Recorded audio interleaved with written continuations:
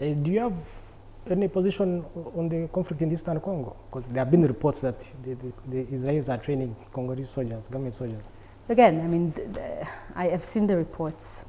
What I can say, and I said it before, and I believe it, I really believe in it, that every country, doesn't matter which country, not you, your neighbors, me, our neighbor, every country has the right for self-defense.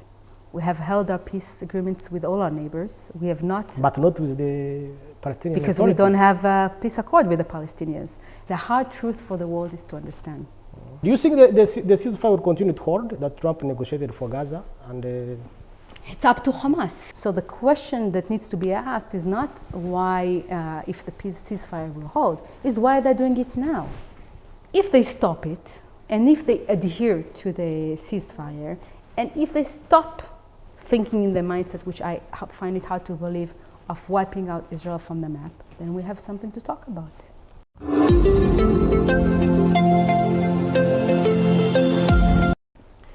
Before we talk about the economic impact, you may have had the counterterrorism official who resigned from the Trump administration claim that it was Israel which pushed the US. The US was not threatened at all. I just saw it as well. Look, again, I don't know what's going inside the White House. I will, to be honest. As a diplomat, are you concerned that there always this talk that the Israeli lobby controls American politicians? No, I don't.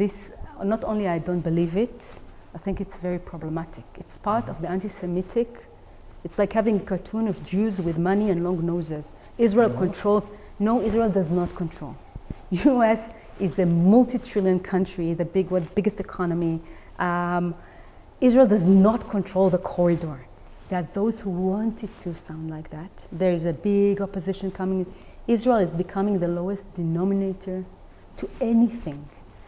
Internal disputes, this doesn't. We are not controlling. Trump is not a puppet. He's a man who makes decisions. He's the president of the United States. If his member of cabinet wants to resign, it's their internal things. But I tell you one thing, I'm very critical of what I read, and I'm very critical of things I consume. I look with 7 eyes on everything, because media and what's going on right now, especially social media, is unbelievable. I take things with a grain of salt. What I know is one, the President of the United States has made a decision that is based on what he believes are the interests of the United States, not the interest. Israel is an ally. I think Israel was one of the biggest allies of the US in the world. And why are we an ally? One of the reasons is because, believe it or not, criticism or not, we managed to help them keep things calm in the Middle East. So if we are not there in the Israeli corridors, what will be the lowest denominator of the world? I keep thinking. And I think that's something for us also all the time to think, who is saying these things? Why are they saying it? And they have big audiences. Of course they have big audiences. I think one of the biggest challenges we have in Israel is exactly this. The social media, the audience, the messages that are not filtered and unverified about Israel. And again, I do want to say about something. I think all of us, I can talk about myself, I can hold critical messages from people I talk with. You want to talk with me about proportionality? Okay. You want to talk with me about, but a lot of the social media, the messages, Israel does not have the same right for self-protection that other countries. And this is where you lose the ground on the debate. Many of them are saying, Jews are like that, Israelis are like that, and then they're surprised that there's 7,000% rise in anti-Semitism. It's a problem. And instead of having critical talk with Israel, it's like, no, social media and photos that are AI and photos that are not vetted, this is our biggest challenge.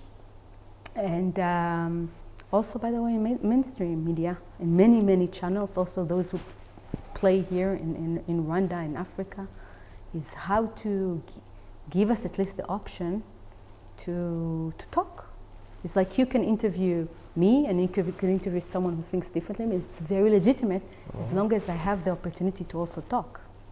Talk about anti-Semitism. There have been incidences, cases which we notice are rising, especially against Israelis whenever they are traveling in different parts of the world. How is your government responding to that? Yeah, this is a huge issue for us. Just a few days ago, there was an attack on a synagogue in Michigan in the United States. People are being beat, some were murdered. People cannot go with anything Jewish anymore in the streets in most of Europe. In Australia, there was a huge attack on Bondi Beach in Sydney on Jewish communities. So I think this is posing a big threat to any Jewish around the world. And just to explain about this, Jewish people are not necessarily Israelis. They're just Jewish. No, because many people think the Jewish are Israelis. There is a big difference. Israel is the only Jewish country in the world. But so let's say, but also not everyone in Israel is Jewish. We have 25% Muslims in Israel. Do they have the same rights? Same rights. That's why everyone They are not in cabinet. No, of course they are in cabinet. In Knesset. They're not in this cabinet, but they were in the past in the cabinet. Not in this one, that's true. But in the Knesset, they're member of parliament. And all these talks about Israel is apartheid. Why apartheid? The vote. They have, there is no one thing that resembles 25% that their life is much better, by the way, than other countries in the region. Their GDP, their economy, their rights, the cities. You can visit, and that's why I urge people to visit Israel. Freedom of prayer. We have mosques. We just had a big delegation of imams coming to Israel from Rwanda. They saw it. So, but many Jews do not live in Israel. They chose to live in other places, and that's very legitimate. But they are victims of hatreds that resembles more what we had in the Holocaust. Now, my claim is when there is, and it's not verified, okay, and it's not researched, so I have to put it in brackets. But when there's a surge of hatreds against Jews, there will be surge of hatreds against any other ethnic or minority in the world, because the hate is out there, nothing is filtered. What we do as government, it's not perfect. There is outreach to communities. We, of course, open to every Jew who wants to come to Israel. There is, of course, you will find not only open arms, but some help. We raise awareness to anti-Semitism through organizations. We work with the UN. We work with governments. We work with city and councils to eliminate it. We work with legislation in foreign, it's not us. Yes, countries themselves are concerned. We wish some countries would do more to eradicate it. And we saw that very fast after October 7, the hatred towards Israel was then changed to hatred towards Jews in campuses in the United States, even though they have nothing to do, they've never lived in Israel, are being threatened on a daily basis and being bullied and being discriminated. This is a problem. So we work with councils again, we work with states in legislating states, we work with universities. There was a huge But there's a claim that Israel uses the influence instead to censure the universities. To sanction the universities? Censure, yeah, like the speech, the freedom of expression, the right to protest against for Palestine. My friend, there is a difference. But there's a difference between anti-Semitism and campaigning for Palestinian I freedom. agree. First of all, Israel does not use its lobby. A lot of campuses and students are the ones who say, we don't want this, we can't study like this, and they want it to stop. The second thing, it's not we, Jews in the United States definitely hold accountable deans and vice chairs and vice deans in cases that Jews are being threatened. And there is a difference between, say, chanting, we don't want a war, and between, say, death to Israel. There's a difference between freedom of speech and between threats. There's a difference between freedom of speech and between bullying people. And I think we can't hide under freedom of speech to legitimize hatreds against or threats against Israel, threats against Israelis, and threats against Jews. Israelis cannot walk in Europe anymore. They have to speak English because, God forbid, someone sees them and they can get killed. This is not normal. Now, if we don't stop it and say even freedom of speech, of course we all want freedom of speech, but freedom of speech is not equal or should not be synonymous to let's kill Israel and river to the sea and throw Israel to the sea and Israel belong to the sea and the things we heard in campuses. This is not legitimate. It shouldn't be accepted anywhere. On the issue of the life in Israel during the war, it's evident that people have to go to shelters very often. Isn't it disrupting the economy, the way of life? Sure, is it worth it? You do not. I had just this conversation here with some people, the government here. Peace is much cheaper than war. Okay, by definition. Of course, I'd rather be in peace. That's the beginning. Every citizen in Israel does not want to run to shelter or have an imminent threat to die every second. We do not choose war because it's less pricey. We don't sit with $2, okay, so 5 people can die. We do it in order to stabilize. So let's say we have now 10 years of quiet, theoretically. That's how you can stabilize the economy. You can have running country, not to mention PTSD and everything that people are going through, and a stable economy when every time you have a threat. So what, we'll have it in 7 months or in 8 months? And if we don't do anything, so shall we wait until they shoot at us? This is not practice in economy here and in calculation. It's about practice on human lives, okay? That's what we're doing. Now, does it disturb the economy? Of course. It's very costly, okay? Not to mention the fact that we cannot fly, the fact that the airwaves are closed, of course. But if we sit and say, oh, the economy is going to be hurt, what we're doing instead of saying we have enough robust economy, we invested enough in tech, we invested enough in health tech, in cyber tech, to support the economy, to be solid enough even in wartime. Last year, 2025, we had a GDP growth that surpassed the expectations. So we had 4 point something, mainly because of the tech. So what we do, we invest in tech, so in times like that, we can still survive. Now, about people going up and down, this is not normal. This is not normal.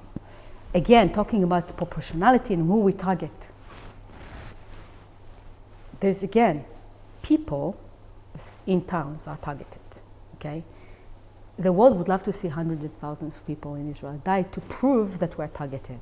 The reason why we have only 14 casualties is because we have shelters and because we invested in an alert system. There are those who claim that you hide the impact of the war.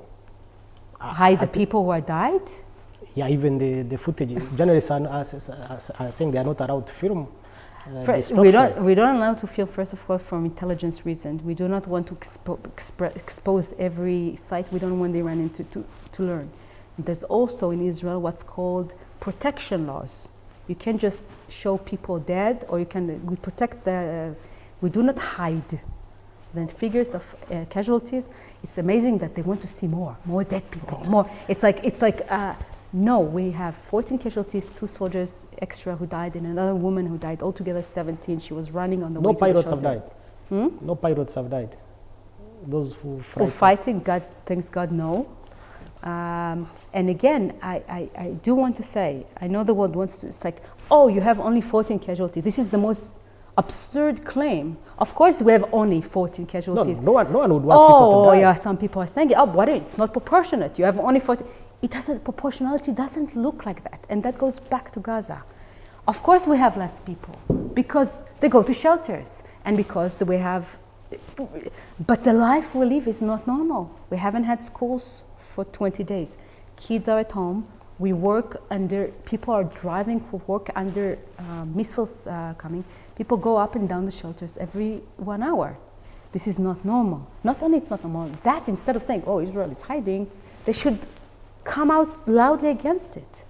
But the sentiment in Israel is that when it comes to Israel, you don't see a special session in the UN about civilians being hit. You don't see, by the way, the missiles they're using are splitting missiles. They're not by any means directed to army. They're directed exactly to hit as many people as possible. Israel's policy of targeting leaders, assassinating leaders, it has been doing it, I think, with Hezbollah, with Hamas for very many years. But this organization will survive, even at times more radical elements right to the top. And of course, Iran says justifies their retaliation, firing, because even yesterday when they killed Arijan, they said they will retaliate. Is it a viable policy? Long term? No, generally, what, again, in Iran, the regime is the weakest it's been, okay? So when you go for leaders, basically what you try to do is to weaken the regime, again, the one that attacks us, okay? Not every regime. To weaken the element, the main element that controls the operation. Now, you weaken them in order, of course, to create an opportunity for change. We are not master of puppets like the world thinks, the Jews are. No, we try to create best conditions for something to change. Does it always work? No. Do you always have get more radical? No. Sometimes you do weaken an organization for many years to come. We try to, the idea around it is to take down the elements that are creating the missiles, that creating the mindset, to weaken them enough. Of course, again, to create the possibility for change. We do not create the change, okay? The people create the change. Or to have them weak enough not to disturb us. Of course, we would like to eliminate all the threat, but if not to eliminate all the threat, to weaken the threat. That's what we can do. Now, when you take down the head, of course, sometimes it does weaken the organization. Targeting Israeli leaders also makes it fair game. First of all, they're targeting people. I don't know what they're planning, but that's my claim.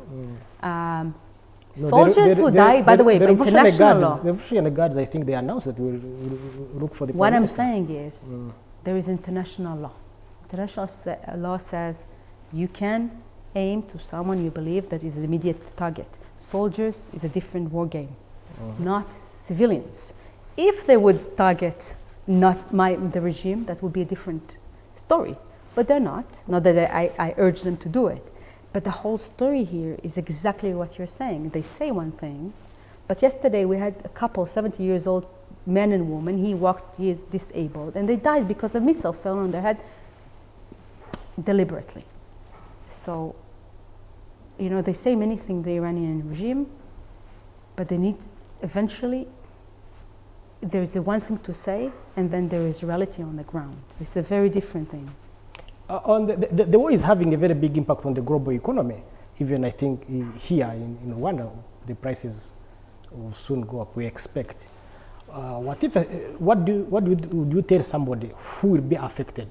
Somebody who has lost a job in Dubai, somebody who can't export their avocados from here. So that's, that's another... They may think that Israel is warmongering is affecting everyone in the world. I say that's another... how do you call it? It's like a skewed way of thinking. Anomaly, yes. Anomaly. That's that. Instead of going and say, Iran, why are you closing did anyone force Iran to close Hormuz Straits? No. Is it part of a fair war game? No. So they are closing Hormuz Strait exactly because A, they want to inflict pain, and two, they believe that then people come say, you have to stop. But instead of going to Iran and putting the pressure on Iran to stop, they come to Israel. So Israel should sit down. That's the way they think, okay? Let's go to way they think. Israel should not do it. Sit down, be quiet, Don't attack back. But at least it was But known that if Iran is attacked, it was part of not their known. strategy It was not known. would In close June, they did Hormuz. not close the Hormuz Straits. Nothing is known in this regime. Instead of closing it, they could have chose many other alternative of operation. Okay, they chose it deliberately to inflict pain. Now, you come to me and say, okay, so that was an option. Do not do anything. Sit down. Let them have 30,000 missiles. If you die, it's fine because you're just Israel. But we have the oil. No. Instead of that, look at the situation. We didn't tell Iran to close. They can choose. They retaliate on us. They retaliate on the neighbors. Why do they have to close Hormuz Straits? Of course they want to close Hormuz because they want people to come to Israel. What are you doing? So instead, let's unite and go to Iran and pressure Iran to stop it. It's so not legitimate what they're doing that it's unbelievable that the world is still not shouting. No, but instead they will go to Israel because we're easy target and we're not them and we're not radical like them. And let's blame Israel for, want to protect itself. The whole mindset is something is wrong in this mindset. That's what I'm trying to say. And you know what? Again, it's easy to come when it's Israel, but it will eventually come to every country. And the expectations from us then will be tested on other places. Of course, Iran shouldn't close the Hormuz Straits. But it's not the straits only, the airspace also is closed. The airspace, of course, because they're attacking UAE. Why are they attacking UAE? Did we tell them to attack the... Who UAE, because UAE is allied with Israel. It's not because it's allied with Israel. Bases. No, Qatar is allied with Israel. No. Saudi Arabia, no. Why do they attack Qatar? Why do they attack Saudi Arabia? Do we have peace accord with Saudi? I wish we would. I think it will happen, I hope. But they're doing it to inflict damage on the neighbors in order to then what? To achieve something that for me is unbelievable. Part of their goal is to force the Americans to close their bases in the region, I believe. If they were to close, would it affect long-term security for Israel? Personally, I believe that, doing that, personally, it's of course the US, that the US general pattern of thinking is not influenced by bullying. That US has interests and they will, if they decide to do whatever they decide, is not because of Iranian behavior. On the contrary, I believe that if they push the Americans show them that they are not deterred. We should not, I think none of us should succumb to bullying, and none of us. Of course, the whole Middle East and the alliance between Israel, by the way, the bases are not only for Israel, the bases serve the Middle East. US, you can criticize or not, US is the biggest stabilizer in the region that is very, very unstabilized. And people think Israel. Put Israel aside and tomorrow you have many, many new different problems in the bigger Middle East. Israel is only 0.01% of the Middle East. They have much bigger... That's the most powerful country there. We do in a way, we do in a way, but you have other countries who are very powerful and very successful. And I think what we are trying to do right now is exactly that. Let's share our knowledge. Let's share technology. Let's talk. Not, by the way, also new friends in the Middle East. I would love to see a whole different new Middle East where we have more countries come to the Abraham Accord. And this is not science fiction, by the way. So I think the more allies we create with Israel, the more prospects you have for general peace also in Israel, in the area. How do you perceive Africa's support? I think people, Africa is 54 countries. This is, people look at Africa, but Africa is very different. There is nothing between West and East. And I won't talk about gender, but I can say that we have lots of friends in Africa. Not only we have friends in Africa, they've shown the friendship since October 7, and they did not forget us. And I think by and large, there are many countries who have come out against Iranian activity.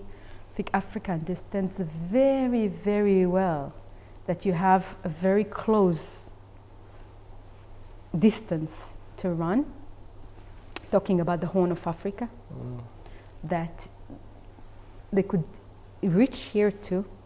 Many countries suffer from terror that thrives in the countries that is proliferated and funded by Iran. There are countries that suffer badly from money laundering that is generated by Iran. So Africa is not disconnected from what's going on in the world. Talk about the relations with Rwanda. We are coming close to Yes. the show. What are you doing now? What are your priorities? Is the relationship good? Is it solid? I said this is my favorite question. First, I've been here 2.5 years, and I've grown personally fond and attached to this place. I am a big admirer of the leadership, but also the achievements of the country. I've seen the progress in these 2.5 years, and it's unbelievable.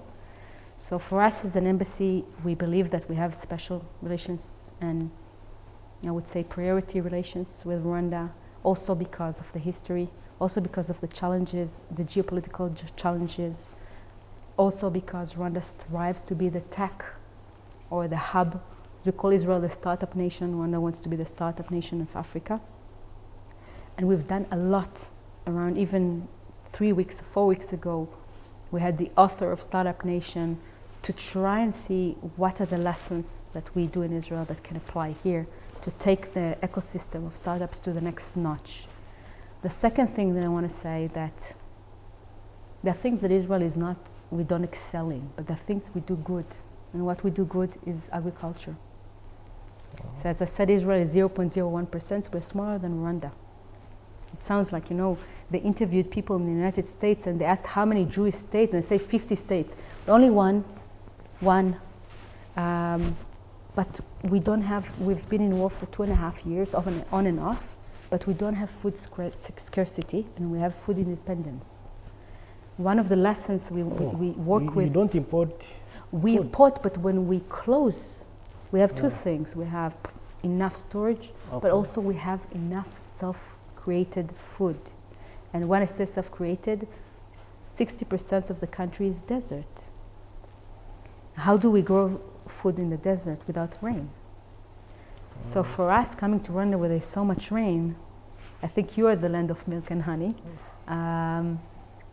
What do we do to make this country have 100% food independence? This is the vision of the president.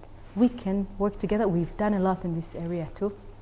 My dream, it's my vision, is to see Rwanda fully irrigated, 100% irrigation, so you're not dependent on rainfall. Of course, you don't suffer from climate change like Israel, but even here, you have, the seasons are changing. We want, agriculture, livestock, production of milk, these things we do very well. How we can help, or not even help, work together to reach your goals is something. The second thing is health, which Rwanda is doing an incredible job. We have a very good, robust tech industry, AI industry around health. How do we work together as Rwanda is progressing? So these things we do a lot also with the private sector. Military cooperation? Is there I mean, for years, I think Israel was, from '94, there was a lot of collaboration between Israel and Rwanda for years. And I think, a lot of people in Rwanda have visited Israel, and a lot of officials have visited Israel to learn from the lessons in Israel. So, of course, we work on all areas, and we have relations with them. Ministry of Defense, and we have relations with all the ministries, and of course all of this is very important.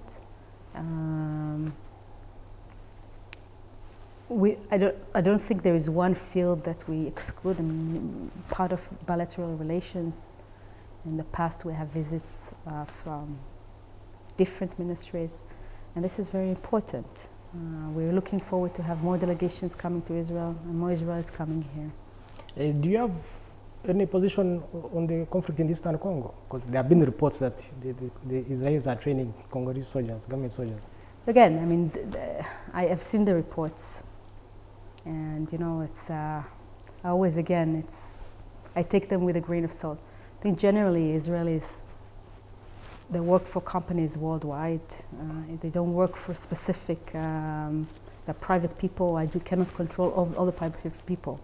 But I can reiterate the fact that we do hold very special relations with Rwanda.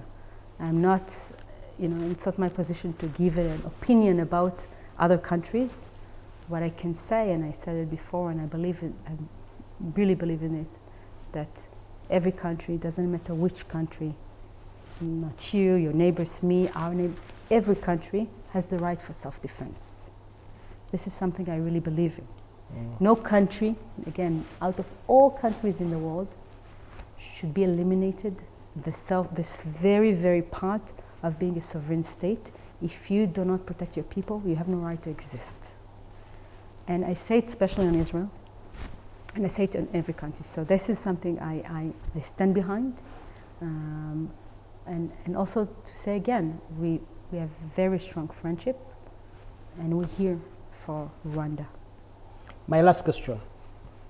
I hope that there will be long-term peace in the Israel and its neighborhood in the near future. I also hope. Or you will remain at war for a long time. You're absolutely. I really don't want to remain. None of us wants to remain in war. I wish we have a peaceful solution. For that, we need to be able to negotiate with someone that can hold his word, and that wants peace. Can the Israeli government hold its word? Of course. What do you mean? We have held our peace agreements with all our neighbors. We have not. But not with the Palestinians. Because we don't have a peace accord with the Palestinians. And the peace accords with the Palestinians, by the way, which you see you're passionate about it. I do want to say a word about it. Two things. The first one, historically, there were many proposals for peace accords, including up until 5 years ago, that were on the table for peace. If you go, and I really urge the audience to go and take a look, they were not denounced by the Israeli side. They, one time and after, including... Did they accept the Palestinian state, the creation of Israel? Of course. When we had the peace, when we had the peace accord, it was about having two different entities, okay, with conditions, making sure that Israel is safe. But Israel was not the one who said no to the peace agreement, time and time again. So hiding behind this, it's very nice, and you're willing. I know you have a lot of passion. Please. I know Hamas rejected the deal, not but Hamas. I'm talking about Palestinian Authority. It's not Hamas. Hamas is Gaza. Gaza, by the way, is a whole different tragic story, because Israel, of course, left Gaza many years ago with a Palestinian Authority, time and again, including Ehud Barak, that gave his consent to 95% of the. I read but who did say no? Did Ehud Barak? No. It was the Palestinians, and you know why? Because of East Jerusalem, maybe? No, because of East Jerusalem. The hard truth for the world is to understand that when you make peace with Israel, you have to stop saying, come with extra demands, and continue proliferating this never-ending issue. Because once you have peace, and you have whatever entity, of course with conditions, no weapons or no, you have to govern, you have to stop corruption, and you have to stop supporting terror. And you know what? It's too difficult for them. So I say, I'm not talking about the current climate. Right now it's very complicated after October 7, and people are very doubtful in Israel, and I can understand why. I'm talking in previous years. This could have been solved many times. Ehud Barak, Ehud Olmert, 94, 2000, 2005, even with Bibi, there was something on the table. So coming and saying there were left parties, there were right-wing government, left-wing government, they all tried. But then coming and saying, no, Israel doesn't want, when time after time, now, after all we've been suffering in the last 2.5 years, of course we'll be more skeptical. October 7 shouldn't happen. We did not start it. Or not only we're so surprised. We're so surprised because the GDP was growing, because we had the highest number of Gazan people going to work in Israel. We gave them permit. You know, some of them murdered the people on October 7. Because there was no possible reason for Hamas to attack Israel when they were prospering. But that's to show you we did not start, we did not provoke.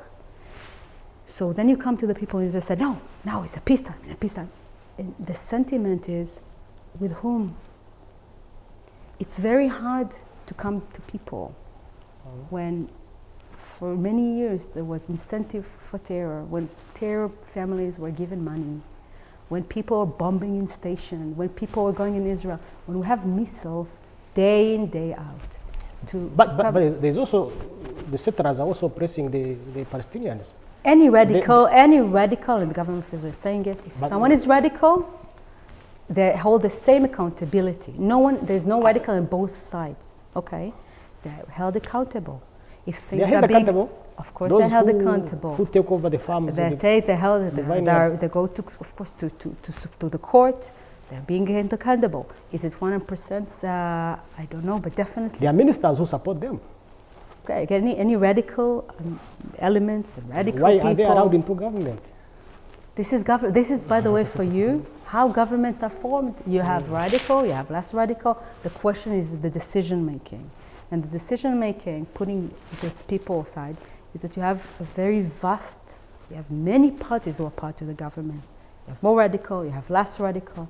But the question is what we do on the ground. And everyone is accountable to law, okay? There's no one who is above the law. But my point is that the idea of peace, sure, we would love to have it, but we need to know with whom, and we need to know it's candid. And we need to know that we don't reach with one hand and get slapped on the face with the other. So I think, that's very critical, that to understand that you need a partner to talk with, and generally people, we don't want to live in wars. And no one wants to live in a war.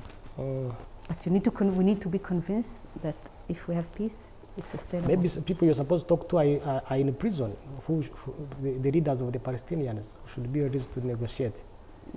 No one is in prison. They have leaders in the Palestinian Authority. We can negotiate. They're not in any prison, believe me.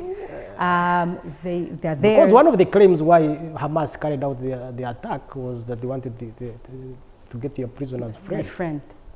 Even, let's say, the friends in the prison. They attacked civilians. They did not attack army. There is no justification in the world to rape women, hang them on trees, behead people, burn their houses. I'm sorry. Nothing can justify it. This is the way that it's justified is unbelievable. Okay? You have issues with Israel, fine. Take it to the court, take it to international court, comment, whatever you want. Do not go and target. Do not target civilians. The fact that it even sounds reasonable to you in any way. No, it's not reasonable. Just giving the position. Nothing is reasonable on October 7. There's nothing reasonable. The people that were hired by Israelis came to the house and raped the kids. Do you understand what happened on October 7? We have people who went to a peace festival and were slaughtered with knives. There's nothing reasonable in the time when Israel gave the most to Hamas. By the way, even now, Israel is the one who's giving the most. 200 trucks a day, 90% or whatever, none of the percent are looted by Hamas. They're looted. It's not going to the people. And they said they starved. Where's the food we're giving you? They're taking it to the leaders in the tunnels. They built tunnels that are longer than Kigali together. For what? To walk? Do you think the ceasefire will continue to hold that Trump negotiated for Gaza? And it's up to Hamas. If they continue, hover arms, if they continue getting more weapons, if they continue building tunnels, if they continue attacking Israel, why are they doing it now? I don't see the right explanation. Don't you think? I think right now the world, not in a year when things are too late. Come now and tell them stop it. Stop it because you have ceasefire. You have ceasefire, but but there was also a roadmap to. A roadmap does not include harboring So we continue with the roadmap. We bring by the way, I pay for my taxpayer money which is very legitimate, okay? There's a roadmap. Why no one hold it? We are continuing. You can see we comply. Don't you think why no one holds them accountable for looting the trucks, for building missiles, for bringing tunnels, for taking things that we'd give them to build tables for schools and using them to to build, walls for tunnels. This is insane. So we see it with Hezbollah, like it's like you try to have peaceful time and they continue arming themselves. So the question that needs to be asked is not why, if the ceasefire will hold, is why they're doing it now. So the question should not be to me. That's the one thing I keep saying. The world sees things and ignores because it's easier. And then when Israel retaliates or sees that a lot of, let's say, missiles that are aimed at and trying to preempt it, then we're being blamed. So my call is to the international community is to condemn what we see now. We show the world in photos, and if they stop it, and if they adhere to the ceasefire, and if they stop thinking in the mindset, which I find it hard to believe, of wiping out Israel from the map, then we have something to talk about. Doesn't the Iranian war divert from the implementation of the Gaza? This is two different things. Not only that, I think even now in war, we're still sending trucks to Gaza, which is to show you. I mean, I'm in war. Everything is the food, of course, doesn't come. We are, but we give them the trucks we are. So nothing stops us from continuing. But of course, we're disturbed. It's disturbing. It's disturbing that they get all this money through whomever to continue their operation. It's disturbing that you try to work with Iran when Hezbollah attacks.